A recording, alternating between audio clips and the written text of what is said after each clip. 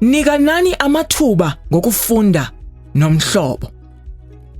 Kokuqala, umhlobo ngamnye ufumana ithuba lokufunda itekisi ngokuvakalayo.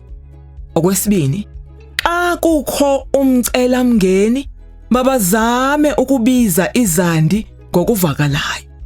Okwesithathu, abafundi mabalungisane xa omnye wabo esenza impazamo nokuthi babize izandi zegama bebonke.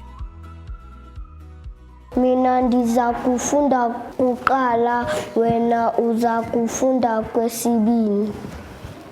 Nani nidlala nabanye kakuhle? Kudala ndinibona nidlala kakubi.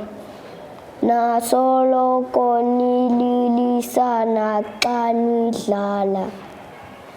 Dlalani kakuhle ninikane ithuba.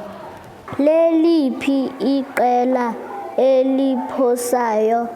Lindanani kaloku, musani ukutshalana lizolinda ngapha.